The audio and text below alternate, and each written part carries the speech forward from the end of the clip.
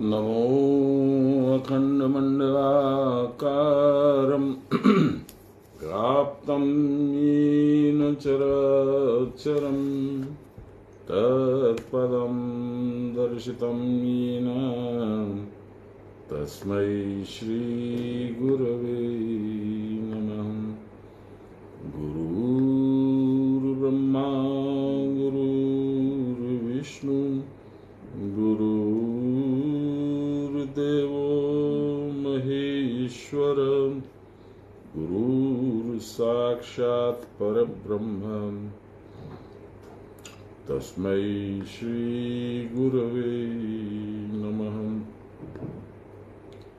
ध्यानमूलं गुरोर्मूर्ति पूजामूलं गुरोपदम् मन्त्रमूलं गुरोर्वाक्यं मोक्षमूलं गुरोर्कृपाम् ब्रह्मानन्दं परमसुखदं केवलं ज्ञानमूर्तिं द्वन्द्वातीतं गगनसदृशं तत्त्वमस्यादिलक्ष्यम् एकं नित्यं विमलमचलं सर्वदा साक्षिभूतं भावातीतं त्रिगुणरहितं सद्गुरुं तं नमामि सद्गुरुं तं स्मरामि सद्गुरुं तं भजामि। मामर प्रणाम निविन। हम लोगों ने कल नवम अध्याय राजविद्या राजगुह्य योग का 5वां और 6ठा ये 2 श्लोक पाठ करके उसका थोड़ा विचार किया, चर्चा की।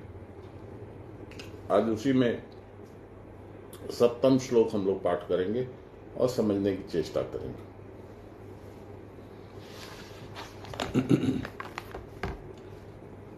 ये राजविद्या राजगुह्य को राज क्यों बोला गया है? बाबा से मैंने पूछा था एक बार। बाबा ने कहा सबसे सुंदर, सबसे श्रेष्ठ और सबसे सुखपूर्वक धारण करने वाली विद्या है, और धारण करने के बाद में सबसे ज्यादा सुख भी यही देती है, भगवान का दर्शन भी करवाती है, परावस्था भी देती है। तो इससे सुंदर कुछ है नहीं, इसलिए सर्वश्रेष्ठ होने की वजह से राजविद्या राजगुह्य योग कहते हैं। गुह्य का मतलब होता है सीक्रेट, तो राज सीक्रेट। उसी तरह से पूरे ब्रह्मांड के सम्राट हैं परब्रह्म परमेश्वर, तो उनका राज हर एक आदमी के सामने प्रकाशित नहीं करना चाहिए, इसलिए राजगुह्य। इसमें कुछ कुछ श्लोकों में, जैसे 5वें श्लोकों में जो व्याख्या थी, जीव क्या है, भगवान क्या है, अद्भुत, मुझे बहुत अच्छी लग रही है। जितनी बार गीता का पाठ करता हूं आनंद आता है। आज हम लोग 7वां पढ़े। चूंकि ये सारा वार्तालाप अर्जुन और कृष्ण के बीच में है, बीच बीच में कहीं एक आध जगह पे संजय उवाच यानी संजय कुछ बोले, और 1 या 2 जगह पे धृतराष्ट्र बोले, बस इतना ही है। तो अर्जुन को फिर से एड्रेस कर रहे भगवान राजविद्या राजगुह्य योग में 9वें अध्याय में उनको बता रहे हैं। क्या बता रहे हैं? सर्वभूतानि कौन्तेय प्रकृतिं यान्ति मामिकम् कल्पक्षये पुनस्तानि कल्पादौ विसृजाम्यहम्। प्रलय के अंत में वो मेरे हृदय में आकर के मुझ में ही रहते, सारे भूत, सारे प्राणी। और जब सृष्टि फिर से होती है तो मेरे हृदय से निकल करके और उनका पुनर्सृजन होता है। शायद यही मतलब है। देखें, हे कौन्तेय, प्रलय काल में सारे भूत मेरी प्रकृति को प्राप्त होते हैं, हृदय में नहीं रहते हैं। भगवान के हृदय में ही रहती है प्रकृति भी, तो इसलिए गलत भी नहीं है। और या प्रकृति में विलीन हो जाते हैं, फिर कल्प के आदि में, यानी जब सृष्टि फिर से स्टार्ट होती है या सृष्टि काल में, मैं उनको वापस सृजन करता हूं। भगवान कुछ करते नहीं है, ये हम लोग सुन रहे हैं। यहां भगवान कहते हैं मैं सृजन करता हूं। दोनों बातों में विरोधाभास है। यही बात मैंने तिवारी बाबा से पूछा था, उन्होंने जवाब भी दिया, मैंने ध्यान भी नहीं दिया, इतना मेरा अहंकार था। तो आज बाबा बता रहे हैं, सुनिए।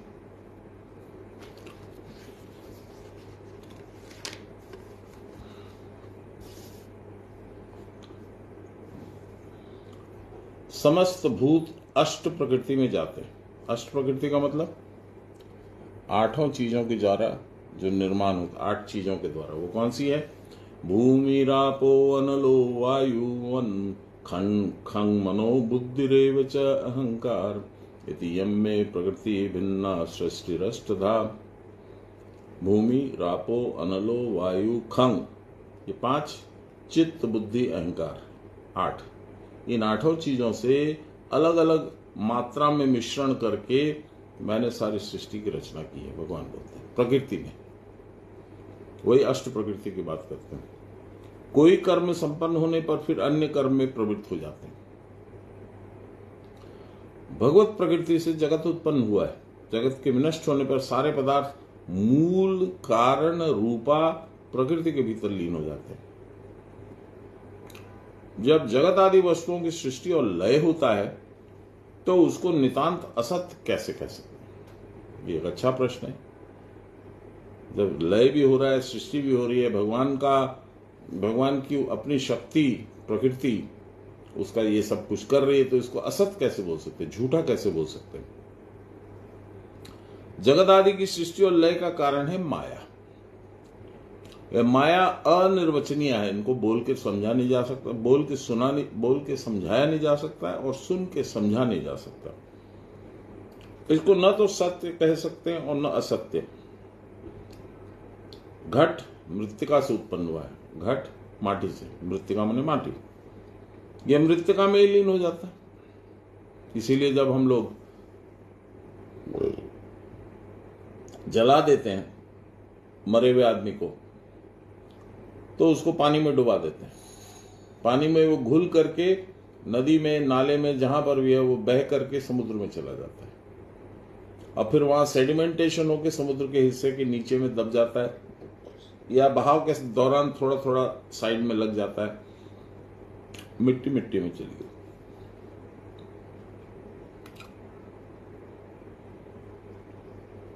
इसी प्रकार यह जगत अनिर्वचनीय माया से उत्पन्न होता है, पूरा का पूरा जगत, और उसमें भी लय होता है। अब आप देख लीजिए, हिमाचल में, उत्तराखंड में, दिल्ली में क्या जबरदस्त प्रकोप है। बाबा बोलते थे ये खंड प्रलय। यदि माया ही जगत की उत्पत्ति का हेतु है, तो फिर भगवान को हेतु क्यों कहते हैं? माया ने किया तो भगवान को दोष क्यों देना? हाँ, माया हेतु तो है, माया इज द रीजन, परंतु वह निमित्त कारण है। निमित्त कारण हुए बिना जगत रूपी परिणाम नहीं हो सकता।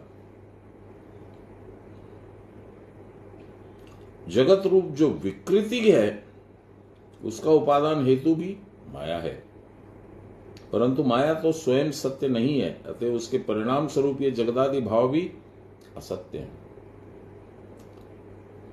एक मिनट, मेरे दांत में कुछ फंस गया, एक मिनट।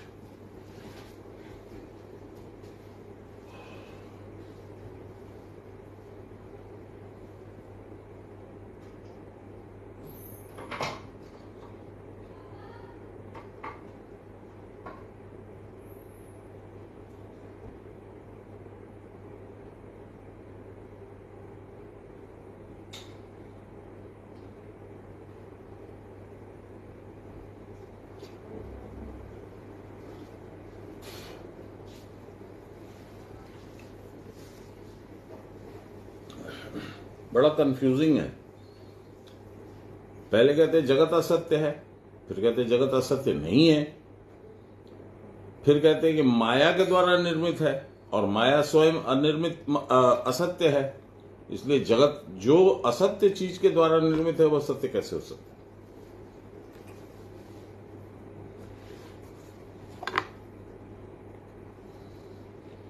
परंतु जिसका अवलंबन करके ये माइक परिमाण होता, परिणाम, अवलंबन माने पकड़, भगवान को पकड़ के तो माया काम करती है। वो मूल कारण तो नित्य सत्य है, वो तो भगवान तो सत्य है। वो सत्य वस्तु ही जगत का विवर्त कारण है। रस्सी में जैसे सांप का भ्रम होता है, यह सांप का भ्रम बोध ब्रह्म ज्ञान है। हालांकि रस्सी तो सत्य है, कॉइल बना के रखी हुई है, आपका पैर पड़ गया अंधेरे में, आपको लगा सांप को टच कर दिया मैंने। परंतु जिस रस्सी को आश्रय करके यह सर्व ज्ञान हुआ,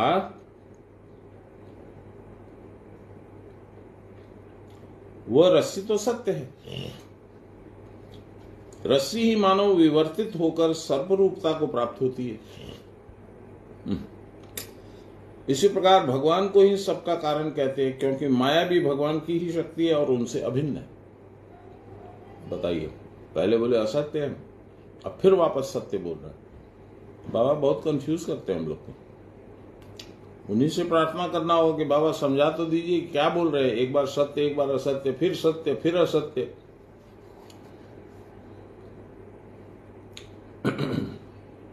यदि उनसे माया अलग होती, भिन्न होती, तो जगत का निमित्त कारण भी सत्य होता और ब्रह्म के सिवा यह प्रकृति भी परम सत्य के रूप में परिणित हो जाती।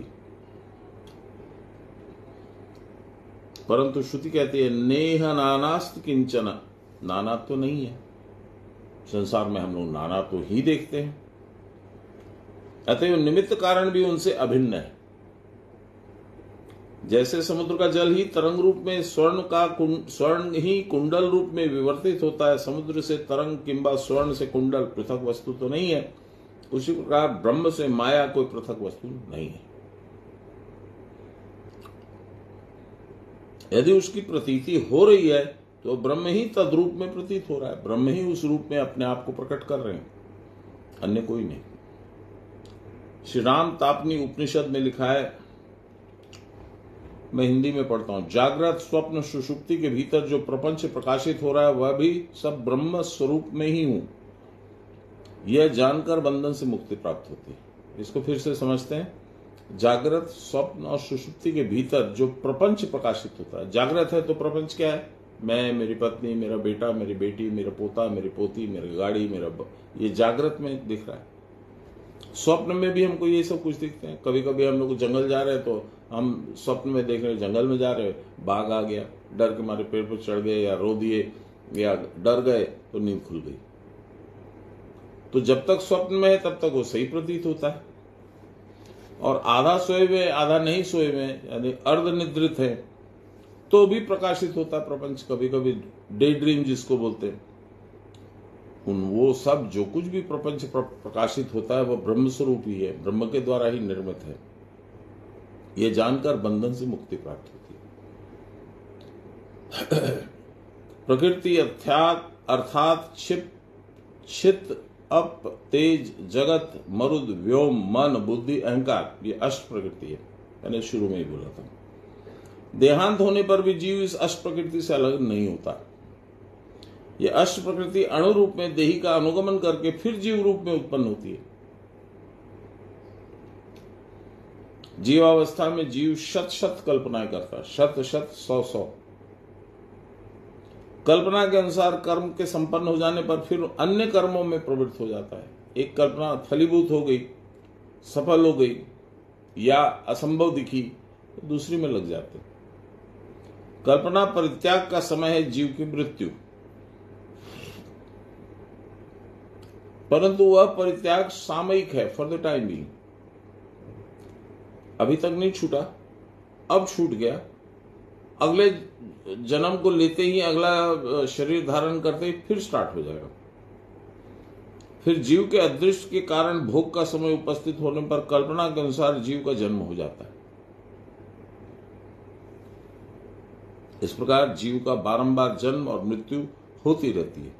क्रिया की परावस्था में जीव की एक कल्पना निवृत्त हो जाती है, क्रिया की परावस्था में, और किसी अवस्था में नहीं। उसी को कल्प क्षय कहते हैं। परंतु क्रिया की परावस्था में पूर्ण स्थिति न होने पर जीव विवश होकर वहां से अवतरण करता है, नीचे आ जाता है। तब फिर उसकी सांसारिक प्रवृत्ति का उदय होता है। यही है कल्पादो विसृजाम्य हम। जरा ध्यान से सुनिएगा, बड़ा इंटरेस्टिंग लग रहा है मुझे। कल्प आदव, कल्प के आदि में, विसृजाम्य हम, मैं फिर से सृजन करता हूं। ये भगवान की प्रकृति का खेल है और उस प्रकृति के वश में समस्त जीव है। हम लोग को चंडी में देवी जी ने बहुत स्पष्ट बताया, यो माम जयति संग्रामे यो में दर्पम व्यपोहति यो में प्रतिबलो लोके समय भरता भविष्यति। मेरे बराबर ताकत लगा के मुझे हरा दोगे तभी मेरे स्वामी बनोगे। तुम्हारे आदेश पे मैं नाचूंगी क्योंकि तब तुम भगवत तुल्य हो जाओगे और किसी में ये क्षमता नहीं है। और जब तक तुम ऐसा नहीं कर पाते हो तब तक मैं तुमको नचाऊंगी। यहां कह रहे हैं ये भगवान की प्रकृति का खेल है और उस प्रकृति के वश में समस्त जीव है, सारे के सारे हम लोग हैं। कोई कितना बड़ा अपने आप को समझे, क्योंकि तत्वातीत क्रिया की परावस्था में कुछ भी नहीं रहता।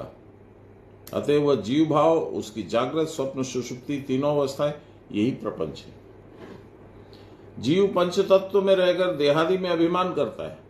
देखो मेरे में कितनी ताकत है, मेरा मसल देखो बहुत पावरफुल है, हम इतना वजन उठा लेते हैं, हम इतना दूर दौड़ लेते हैं। अपने देह में बड़ा अभिमान रहता है। परंतु तत्वातीत अवस्था में प्रपंच ही नहीं है, उसका जीव भाव ही नहीं है, किसी तरह का सपना नहीं है, सुषुप्ति नहीं है, जागृतपना नहीं है, कुछ नहीं है, एक भगवान है बस। वही ब्रह्म स्वरूप है और उसी से यह प्रपंच प्रकाशित होता है। क्रिया करते करते क्रिया की परावस्था में उस निर्मल ब्रह्म का ज्ञान होता है। परावस्था में निर्मल ब्रह्म का ज्ञान होता है। निर्मल संधि विच्छेद कीजिए, जहां मल नहीं है। मल माने संसारासक्ति। देखिए कबीरदास जी का एक बड़ा सुंदर दोहा है, मैं बहुत बार बोलता हूं। गुरु बसे बनारसी, ये बनारस है। गुरु बसे बनारसी और चेला सागर तीर, ज्यों ज्यों गुरुगुण उपजय निर्मल हो तो शरीर। इसका मतलब क्या? गुरु बसे बनारसी, वो आज्ञाचक में रहते हैं, कुटस्थ में गुफा के अंदर आराम से रहते हैं। चेला नहीं रह पाता। क्यों नहीं रह पाता? कि उसको संसार से भी कुछ आशा है। वो संसार के किनारे, चेला सागर तीर, तीर सागर माने उसके किनारे पे, या किस सागर की बात हो रही है? भव सागर, संसार। चेले का संसार अभी, संसार मोह अभी छूटा नहीं है। तब क्या हो गया? मलयुक्त है चेला। तो लास्ट में कहते हैं ज्यों ज्यों गुरुगुण उपजय। बाबा को किसी चीज से कोई परवाह नहीं था, किसी चीज से। शरीर की परवाह नहीं थी, लास्ट में ऐसे ही छोड़ के चले गए। बाबा को उनके गुरु का आदेश हो गया, चले गए। ये भगवान भाई से मैंने कंफर्म किया था। भगवान भाई ने यही कहा कि देखो ये लोग अपनी इच्छा से कुछ करते नहीं है, क्योंकि इनकी कोई इच्छा ही नहीं होती। उनको उनके गुरु का आदेश आया होगा, इसलिए वो गए। तुम क्यों दिमाग लगाते हो? मैं बोला भाई दिमाग क्यों नहीं लगाता हूं, मेरे को बहुत बड़ा नुकसान हुआ है। मैं उनसे थोड़ा बात करता था, इस लहजे में बात करता था। तो बोले कि तुम दिमाग मत लगाओ, तुम्हारा इसमें वो नहीं है, तुम्हारी क्षमता नहीं है इसको समझने की। मैंने कहा ठीक है। क्रिया करते करते क्रिया की परावस्था में उस निर्मल ब्रह्म का ज्ञान होता है। चेला बैठा है सागर तीर, उसको आशा है कि सागर से मुझे रत्न मिलेगा, पैसा मिलेगा, संपत्ति मिलेगी, वैभव मिलेगा संसार से। तो वो मल हो गया। और जैसे जैसे गुरु के गुण उसमें उपजते जाएंगे, वो उसकी सोच, उसके नर्व सब परिष्कृत होंगे। निर्मल हो तो शरीर, मल चला जाएगा। संसार से आसक्ति जो है, उसको जो टान रही है, वो हट जाएगी।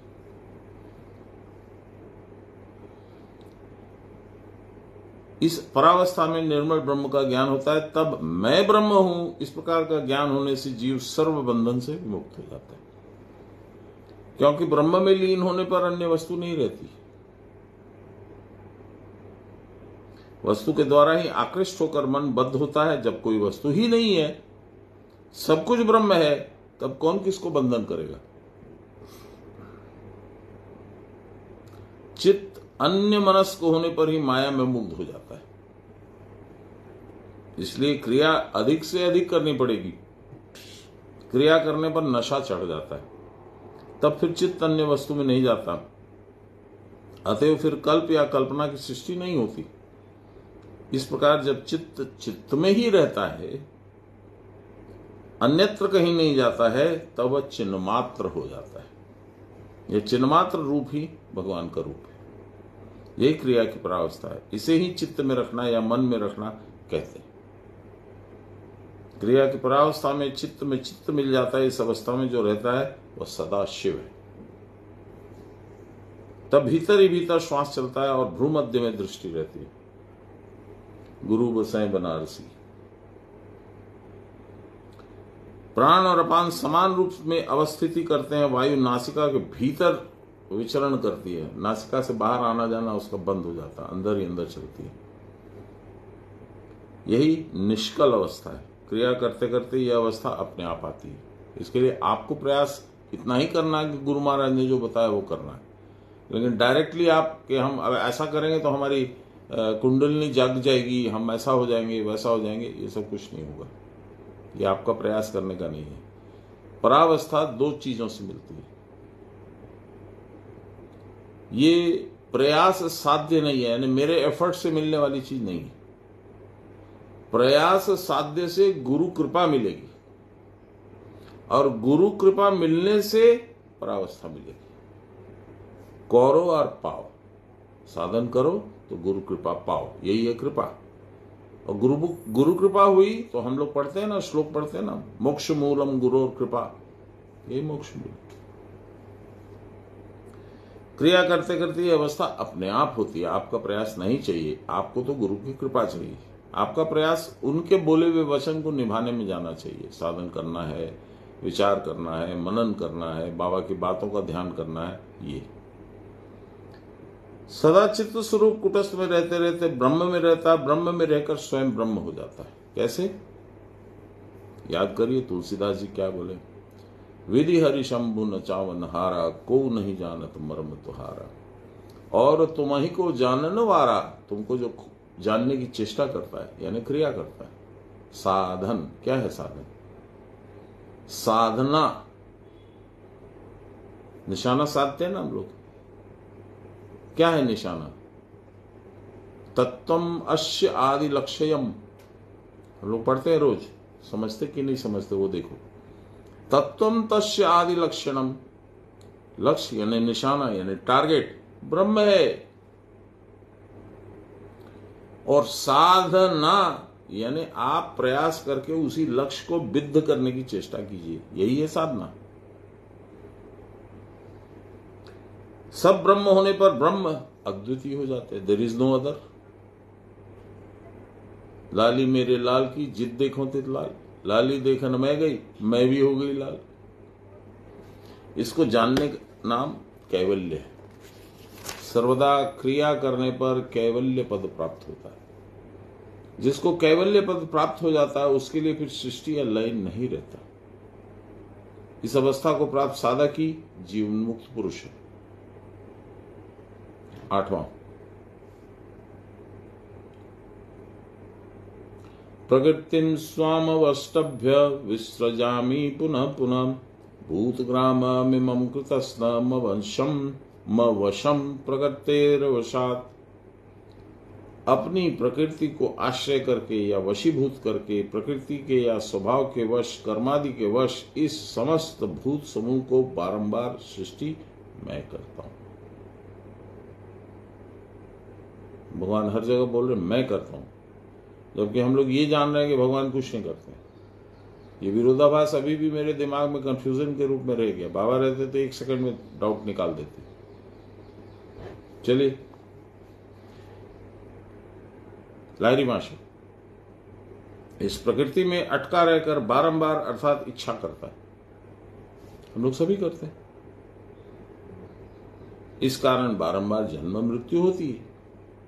परंतु पंचभूतों की जो पंच इंद्रियां हैं, वे पंचभूत उस इंद्रियों को वश हैं। सब इंद्रियों को प्रकृति अर्थात शरीर के भीतर रहकर शरीर जो स्वयं अवश्य है उसको वश में रखना दुष्कर है। शरीर भी आपके कंट्रोल में नहीं। अतएव इंद्रियां उसी घर की हैं, वे भी वश में नहीं रहती क्रिया करने पर, परंतु रहती हैं। ये लाहिरी माशा बोल रहे हैं। क्रिया करोगे तो इंद्रियों को भी वश कर लोगे, शरीर को भी वश कर लोगे। सान्याल बाबा बोलते हैं भगवान निर्लिप्त और निर्विकार होकर कैसे जगत की सृष्टि करते हैं। निर्लिप्त है, निर्विकार है, उनको कोई इच्छा भी नहीं है, अनिच्छा भी नहीं है, फिर वो सृष्टि कैसे करते हैं, क्यों करते हैं, इसमें उनका प्रयोजन क्या है? What is his logic in creating and destroying and then again creating? क्या मतलब है, क्यों करते हैं? इस प्रकार के प्रश्नों का मन में उठना स्वाभाविक है। हर एक आदमी के मन में ये जिज्ञासा होनी चाहिए, यदि नहीं है तो वो थोड़ा बुद्धि का कमजोर है। इसीलिए भगवान अर्जुन को संशय मिटाने के लिए कह रहे हैं, डाउट को हटा दो। देखो प्रलय काल में सारे भूत प्रकृति में विलीन रहते। वृंदावन गए थे हम लोग, बाबा के नाम से वहां फूल बंगला लगा था, भगवान बाहर आए तो सुबह से शाम तक की जितनी पूजा थी वो हम लोगों के थ्रू करवाया गया। तो वो पंडित जो था उसका नाम तो मैं भूल रहा हूं, बड़ा अच्छा नाम था, छगन लाल पंडित, गोस्वामी छगन लाल। तो हम बोले यार गोस्वामी जी आप छगन लाल नहीं हो, ठगन लाल हो, पूरी बात हमको बताते चलो तब उसके बाद बात करो। बोला क्या जानना चाहते हैं? मैं बोला प्रलय काल में वृंदावन कहां जाता है? मैंने सुना था बाबा से, इसलिए प्रश्न आया दिमाग में। बोले प्रलय काल में वृंदावन ही एक चीज है जो कहीं विलय नहीं होता है, कहीं इसका प्रकृष्ट रूप में लय नहीं होता, ये ऐसे का ऐसा रहता है। अब वो आध्यात्मिक वृंदावन है, वो जो हम लोग जहां जाते हैं वो वृंदावन वो नहीं है। लेकिन वो छगनलाल से मैंने वो बातें नहीं करी, क्योंकि हर एक आदमी के साथ हर एक तरह की बात नहीं करनी चाहिए। पंडित बड़ा मीठा स्वभाव का था, अच्छा था, दिन भर उसी की ड्यूटी लगा दी गई थी, वो हम लोगों को पूजा कराता था, कभी द्वार पूजा, कभी सील पूजा, कभी ये कभी वो। बड़ा आनंद रहा।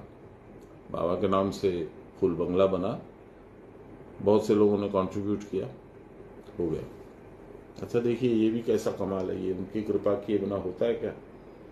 2-2, 2.5 साल, 3 साल का वेट पीरियड है। आज आप नाम लिखाओ तो 3 साल के बाद नंबर आएगा। हम लोग पहुंचने के बाद तक नाम वाम नहीं लिखाया हुआ था, तो हम लोगों ने कह दिया था उनको, पंडित जी को, कि यदि किसी का कोई कारण से कैंसल हो तो उसमें घुसा दीजिए। तो हो गया कैंसल, बाबा की कृपा हुई तो कैंसल हो गया, तो हम लोग का नाम लगा दिया गया। तो तुरंत रुपया जमा करने थे, वो भी उन्होंने जुगाड़ करवा दिया, हो गया। इसीलिए भगवान अर्जुन का संशय मिटाने के लिए कह रहे हैं देखो प्रलय काल में सारे भूत प्रकृति में विलीन हो जाते हैं, उस प्रकृति का आदिश्वर मैं हूं, मैं उसका मालिक हूं, मुझको इच्छा अनिच्छा कुछ भी नहीं है। देखिए अभी बोला मैं, ना भगवान को इच्छा है ना अनिच्छा। तिवारी बाबा के सामने भी यही बात हुई थी, क्योंकि मैं स्वयं पूर्ण हूं, मुझे कोई अभाव तो है हो ही नहीं सकता है। तो अभाव की पूर्ति के लिए जगत की सृष्टि करने का तो कोई कारण ही नहीं है। मैं चिरयुक्त तो स्वभाव हूं, मेरा बंधन नहीं हो सकता, फिर मुक्ति के लिए मैं क्यों जन्म ग्रहण करूंगा? तब सृष्टि होती क्यों है, ये प्रश्न तो ऐसे का ऐसा खड़ा रह गया। अपनी प्रकृति के बारे में जो मैंने कहा है, वह प्रकृति मेरी माया है, उसके भीतर अनेक अघटित घटनाएं होती रहती हैं, परंतु उन सब का प्रभु मैं हूं, मैं ही उसका आश्रय हूं। चूंकि मैं हूं इसलिए होता है, नहीं तो माया भी निरस्त हो जाएगी, नहीं कर पाएगी कुछ काम। अतएव उसमें जो खेल होते हैं सब मेरी ही शक्ति से होते हैं। इसी कारण जान पड़ता है मानो मैं ही सब करता हूं, परंतु मेरा कोई प्रयोजन न होने के कारण मैं उन सारे खेलों से सदा निसंग हूं। ये सारे प्रकृति के खेल मिथ्या होने पर भी सत्यवत प्रतीत होते हैं। इसका कारण यह है कि माया मिथ्या होते हुए भी सत्य स्वरूप मुझको आश्रय करके है, इसलिए इसी कारण उसको कोई असत्य समझ ही नहीं पाता। जगत मिथ्या, प्रभु सत्य, ये सब हम लोग बोलते हैं ना, जब हम लोग घाट ले जाते हैं तो बंगाली वाले लोग बोलते हैं बोलो हरि हरि बोल, बोलो हरि हरि बोल। ठीक है, हम लोग क्या बोलते हैं? राम नाम सत्य है, सत्य बोला गत्य है, राम नाम सत्य है। सत्य बोलोगे तभी गति होगी, नहीं तो नहीं होगी। क्या सत्य है? राम नाम सत्य है। तो अंत समय में यहां से वहां 2 किलोमीटर चले, उसमें राम नाम सत्य तो हो गया। उनको जब उतारे तो बैठ गए, पानी पी लिए, मसाला खा लिए, चाय पी लिए, सिंघाड़ा खा लिए। फिर वो जब अग्नि क्रिया खत्म हो गई तो घर चले गए, राम नाम भूल गए। यही मनुष्य है। मरे हुए को देख के राम नाम याद आता है, और संसार को देख के राम नाम भूल जाते हैं। इसीलिए इतनी दुर्गति होती है। इस माया दर्पण में जो मेरा प्रतिबिंब पड़ता है वह स्वरूपता सत्य होते हुए भी सत्यवत भाषित होता है। इस प्रतिबिंब को लेकर ही माया के खेल हैं। उसमें कितनी ही बार सृष्टि स्थिति और लय होते रहते हैं, प्रतिबिंब होते हुए भी वह चैतन्य का प्रतिबिंब है, क्योंकि मैं चैतन्य हूं। आपके अंदर में भगवान का प्रतिबिंब है। यदि भगवान का अंश आत्मा और प्राण निकल जाए तो आपकी सारी इंद्रियां fail, heart fail, mind fail, organs fail, खत्म, वहीं पे गिर जाएगा आदमी। 1 सेकंड नहीं लगेगा। कितनी बार आप लोग उसमें व्हाट्सएप में, फेसबुक में, टीवी में देखते होंगे, आदमी नाच रहा है। एक तो बहुत फेमस था, कोई मोटा सा आदमी था, वो नाचता था, खूब नाचते नाचते देखा धाड़ गिर गया, खत्म।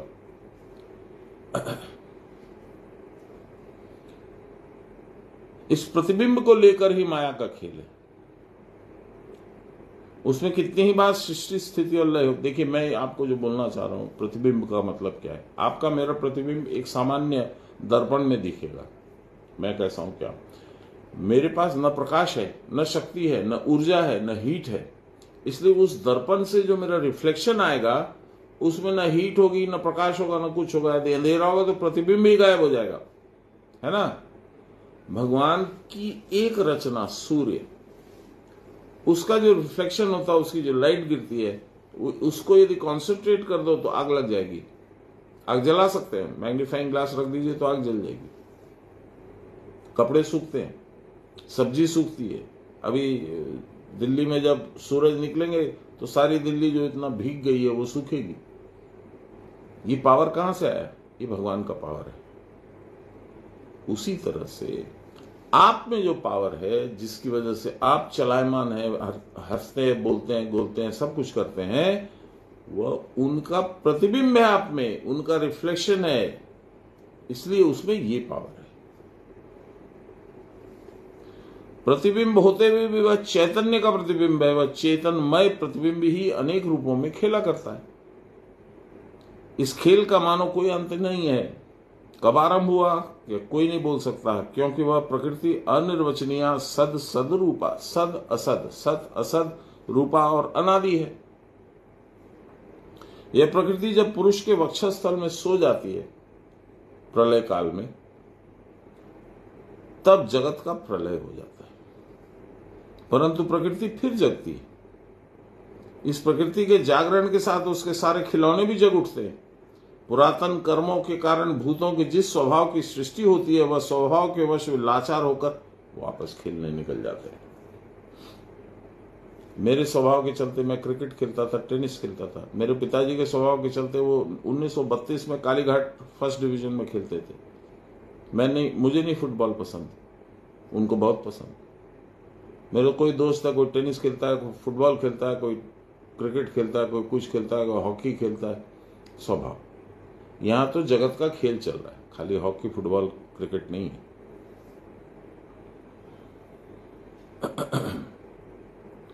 वे पुरातन कर्मों के अनुसार कर्म में आबद्ध होकर तत्त रूप में सृष्ट होते, वैसे ही बनते जैसे उनके कर्म थे। अतएव इस प्रकार की सृष्टि भी जैसे मायामय और मिथ्या है, वैसे ही हमारा सृष्टि संकल्प और रचना भी मायामय और मिथ्या है। वैसे ही हमारे सृष्टि संकल्प और रचना भी मायामय और मिथ्या है। मैं इन सारे व्यापारों का साक्षी मात्र हूं। एकम नित्यम विमलम अचलम सर्वदा साक्षीभूतम भावातीतम त्रिगुण रहितम सद्गुरुम तम नमामि। मेरे अधिष्ठान के कारण प्रकृति में इस प्रकार की सृष्टि का विकास होता है, बस इसलिए कि मैं हूं। मुझे कुछ करना नहीं है, बस वहां होना है। आप में जब तक आत्मा स्वरूप में भगवान है तब तक आपका सब काम हो रहा है। आपकी प्रकृति रूपी शरीर चलायमान है, कार्य कर रही है। जैसे भगवान निकल गए, प्राण के चरणों पे बैठ के, पान अपान के चरणों पे बैठ के निकल गए, तो आपकी प्रकृति डिसफंक्शनल हो जाएगी, कुछ नहीं कर पाएगी। एक बड़ा सुंदर गाना है, चित्रंजन संघ में बाबा जब लास्ट गए थे 2000 साल में, 17 जनवरी को होता है। बाबा ने प्राण छोड़े थे 2 जून को। तो मैं इस गाने को पहले नहीं सुना था। तो बाबा ने, वहाँ एक संगीत की टीचर हैं, वो अपनी बच्चों को गाना बजाना सिखाती हैं और उसी से वो अपना सप्लीमेंट करती हैं उनके पति की कमाई। बागादा नाम है उनका और उनकी स्त्री का नाम है स्वाति। तो बाबा उसको आवाज दिए, छाती बाबा ওই গানটা শোনা না, खेली छो। एक काजी नजरुल इस्लाम का लिखा हुआ है, देखिए क्या सुंदर गान। अब ये जब सृष्टि और इसकी लय की बात हो रही है तो याद आ गई।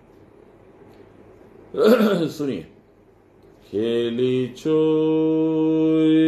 विश्वलय विराट शिशु आनो मने खेलीछो। ये विराट शिशु, तुम खेल रहे हो खाली पूरी सृष्टि को लेकर के, किसी को तोड़ते हो, किसी को जोड़ते हो, ऐसे जैसे कि बच्चा पुतले का खेल खेल रहा है, गुड़िया गुड्डे का। खेलीछो विश्वलय विराट शिशु आनो मोने, अनमने भाव से आनो मोने खेलीछो। तुम्हारा हृदय नहीं है उसमें, तुम्हारा मन नहीं है, बस कुछ करने को नहीं है इसलिए तुम कर रहे हो। फिर लंबा नहीं गाता हूं, 2 पैरा गा देता हूं खाली। प्रलय सृष्टि तब पुतुल खेला नीरजने प्रभु नीरजने खेलीछो। प्रलय और सृष्टि ऐसा है जैसे बच्चा गुड्डा गुड्डी का खेल खेल रहा है। फिर बोलते हैं, तारो कारो विशोषी खेलो ना तबो। जितने तारे हैं, चंद्रमा है, रवि है, शशि है, सब तुम्हारे खिलौने। तारो कारो विशोषी खेलो ना तबो हे उदासी পড়িয়াছে রাঙা পায়ের কাছে राशि राशि। तुम्हारे गुलाबी चरण कमलों के पास ये सारे तारे और चंद्रमा सूर्य सब बिखरे पड़े। राशि राशि माने अनगिनत। नितो तुम्ही है उदास, तुमको उसमें कोई रुचि नहीं है। सुखे दुखे अविकास भांगी छो गोड़ी छो निजी खने खने प्रभु नीरजने खेली छो ए विश्वलय विराट शिशु आनो मने खेली छो। ये गाना गा रही है और माँ और बाबा बैठे सामने और बाबा झट आंसू गिर रहा है। वो जो सीन है वो मेरे मस्तिष्क से निकलती नहीं है। अच्छा, मुझे मालूम भी नहीं है कि क्यों रो रहे हैं। ठीक है, गाना अच्छा है, इतना पावरफुल नहीं है कि मेरे गुरुदेव को रुदान करवा दे, रुला दे।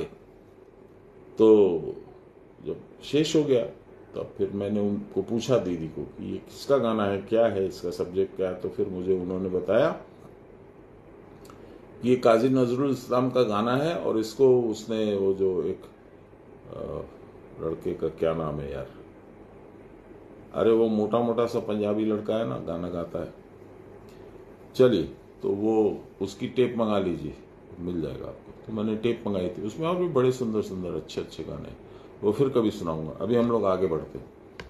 तो ये बता रहे हैं उनकी कवि की कल्पना है काजी नजरुल इस्लाम की, कि आप बच्चों के जैसे, उस बच्चे का जिसका मन उबाऊ है, अभी उबा हुआ है, उसको कोई इंटरेस्ट नहीं है, कोई उसको आसक्ति नहीं है, वो कभी जोड़ रहा है, कभी खोड़ रहा है, कभी कुछ कर रहा है, कभी कुछ कर रहा है। इस तरह से तुम सृष्टि करते हो, लय करते हो।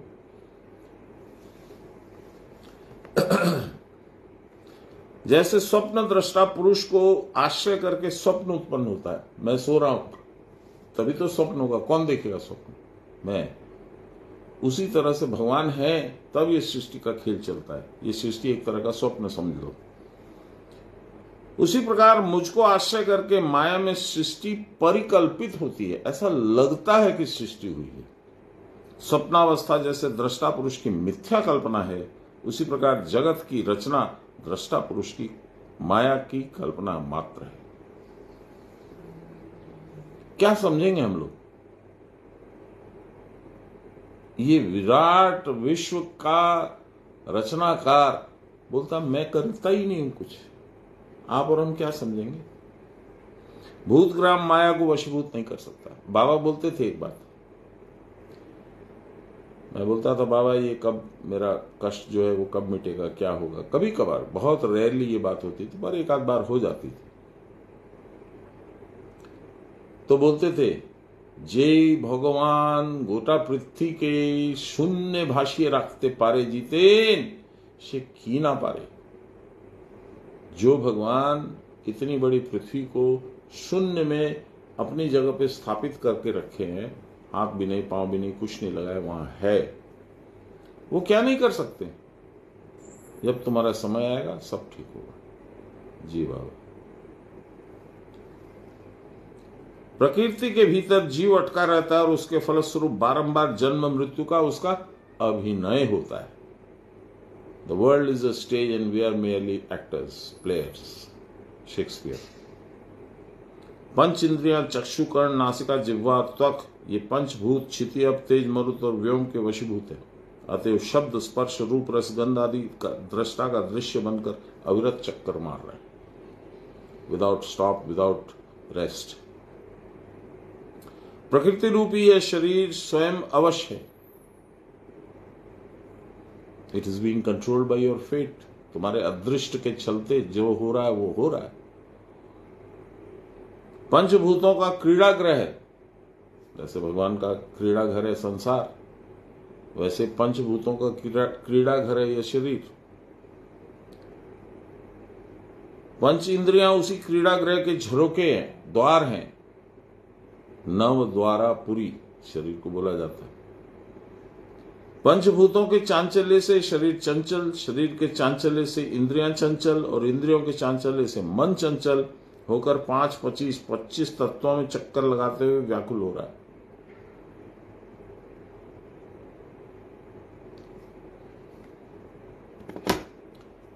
कबीरदास जी इस 5, 25 का कई बार जिक्र किए। गुरु जी ने दीनी दीनी ज्ञान की जड़ी, ज्ञान की जड़ी माने रूट्स, ज्ञान की जड़ियां। माया नगर में घर एक बंगलो रे, ताबिच गुपत धरी, गुरु जी ने दीनी दीनी ज्ञान की जड़ी। 5 नाग और 25 नागिनी, सूंघत तुरत मरी, गुरु जी ने दीनी दीनी ज्ञान की जड़ी। एक जगह पे उन्होंने रेफरेंस किया, कबीरदास जी का ही है, उनमें लिखा है 5 मिरगला, 25 मिरगली डियर, मेल डियर 5 और 25 फीमेल डियर, यही है। परंतु यह भूतग्राम और इंद्रिय आदि इंद्रजाल के दृश्य के समान अद्भुत और मिथ्या है। जो मन लगाकर प्रतिदिन साधनाभ्यास करेगा उसका प्राण, जो सब प्रपंचों का मूल है, स्थिर हो जाएगा। प्राण की स्थिरता के साथ मन और उसके साथ इंद्रियां स्थिर होकर देवों के देव उस परमात्मा की आरती करेंगे। तब एक के भीतर बहुत की परिसमाप्ति हो जाती है। क्या सुंदर बात है, एक के भीतर बहुत की परिसमाप्ति हो जाती है। क्या मतलब? द इन्फिनिटी, इतना नानात्व भरा संसार उस एक में समा करके, गोपन करके एक हो जाता है। जिस एक से निकल करके इतना फैला हुआ था वो वापस सिमट करके उस एक में चला जाएगा। ब्यूटीफुल। प्राण की स्थिरता के साथ मन और उसके साथ इंद्रियां स्थिर होकर देवों के देव उस परमात्मा की आरती करते हैं। ये परमात्मा की आरती कैसी होती जानते हैं? गुरु नानक नाथ फकीर है ऐसा करके पंजाबी में पिक्चर निकला था। उसमें गुरु नानक पुरी में आरती कर रहे हैं, आरती चल रही है, अचानक वो वहां नहीं है, समुद्र के किनारे चले गए। और कैसी आरती? गगन में थाल, देखिए भूल रहा हूं मैं, गगन में थाल, गगन में थाल रविचंद दीपक बने। हाँ, गगन में ताल रविचंद दीपक बने, सकल बन राय गगनत ज्योति, ऐसी आरती होए ऐसी आरती होए, भवखंडना तेरी आरती। भवखंडना, जो भव का खंडन करे, जिसने भव निर्माण किया है वही उसका खंडन भी करेगा। रवि सूर्य दीपक बने। क्या है रवि? क्या है? सूर्य नाड़ी, चंद्र नाड़ी, सुषुम्ना के बगल में ईड़ा और पिंगला। गगन में थाल रविचंद दीपक बने, तारका मंडल गगनत ज्योति, ऐसी आरती होई वर्ण भवखंडना तेरी आरती। जो सांस चलती है सुषुम्ना में, वह तुम्हारा चंवर हो गया। बहुत सुंदर है पंजाबी में, इसलिए तो सबको समझ में नहीं आता है। चलिए, तो कहते हैं उनके साथ इंद्रियां स्थिर होकर उन देवों के देव परमात्मा की आरती करती हैं। तब एक के भीतर बहुत की परिसमाप्ति हो जाती है, उस एक में सब समा जाता है। एकम नित्यम विमलम अचलम। और उस इंद्रिय जाल रूपी विश्व खेल का अवसान हो जाता है। यही एक देवता, स्त्री, पुरुष, पशु, पक्षी, कीट, स्थावर, जंगम आदि के रूप में चारों तरफ प्रकाशित हो गए। इस खेल में बहुतों का खेल तो है, there are too many things, परंतु अभिनेता एक ही है। सान्याल महाशय का एक भजन लिखा हुआ है, वो पढ़ देता हूं। आज की सभा हम लोग फिर समाप्त करेंगे। मौन कोरिश ने गंडोगोल, रे मन ये गड़बड़ी मत पैदा कर। ओरे 5 हवा 5 छावा घरे, 5 हवा 5 प्राण, 5 छावा ये तुम्हारे क्षिति अब तेज मरुत व्योम, 5 भूते तुलेছে रोल, যদি 5 5-এর 25-এর মানুষ দেখিবে তবে দুয়ার খোল। ছেড়ে খুঁটি নাটি ময়লা মাটি মনটা খাঁটি করে তল, দেখ পাও পথে এক রঙের মানুষ করেছে কত লীला केवल। एक मनुष्य कितनी लीला कर रहा है भगवान। ओरे कालो धोलो जत बल पुरुष में से ही सकल, सब कुछ वही है। ताकत वाला, काला, नीला, पीला, पुरुष, स्त्री, सब वही है। जेमन नाना बोली बाजाए, जिस तरह से अलग अलग बोली बोली जाती है, ढोली बाजे किंतु एक ही ढोल, ढोल एक ही बज रहा है, नाना उसमें आवाजें निकलती है, नाना रिदम निकलता है, अलग अलग ताल है, ढोल एक ही है। अर्थात मन गड़बड़ मत कर। अरे 5 वायु 5 भूतों के घर में शोर मचा रही है, यदि 5-25 मनुष्य देखना हो तो द्वार खोल दे। अरे मन, कूड़ा करकट कचरा मैला छोड़कर अपने को शुद्ध कर ले भाई। देख 5 मार्गों में केवल एक ही रंग का मनुष्य लीला कर रहा है। काला धवला जितने कहो, स्त्री पुरुष सब वही तो है। ढोलकिया नाना प्रकार के बोल क्यों न बजावे, बजता तो केवल एक ही ढोल है। सुंदर है ना। ब्रह्मार्पणम ब्रह्म हविर्ब्रह्मा आग्नो ब्रह्मणाहुतम ब्रह्मैव तेन गंतव्यम ब्रह्म कर्म समाधिनाम। नमो श्री ब्रह्म विद्याम योग शास्त्रे नमः श्री गुरुचरण कमलेभ्यो नमः श्री कृष्णाय नमः। श्री कृष्ण गोविंद हरे मुरारे, हे राम नारायण वासुदेव। श्री गुरु चैतन्य हे आत्मदेव, हे मात दुर्गे हर विश्वनाथ। सर्वे भवन्तु सुखिनः, सर्वे सन्तु निरामया, सर्वे भद्राणि पश्यन्तु, मा कश्चित् दुःखभाग् भवेत्। असतो मा सद्गमय, तमसो मा ज्योतिर्गमय, मृत्योर्मामृतं गमय, आविराविमही। बोलिए प्रेम से गुरु महाराज की जय, परम गुरुदेव की जय, परात्पर गुरुदेव की जय, परमेष्टि गुरुदेव की जय, गुरु माता की जय। हर हर महादेव। जय गुरु। कल फ्राइडे है, 5 बजे से गीता स्टार्ट कर दूंगा, 2-5 मिनट आगे पीछे। और जो जो कलकत्ता में है उनसे रिक्वेस्ट है वो आए, और जो कलकत्ता में नहीं है वो फेसबुक पे और गूगल मीट पे जैसे हम लोग देखते हैं वो देखेंगे, वो भी चालू रहेगा। जय गुरु। माँ प्रणाम नेबेन, आशीर्वाद करबेन माँ, जानो काल के भालो है, आज के तो आपना कृपाते ठीक ठाक हो गल। जय गुरु।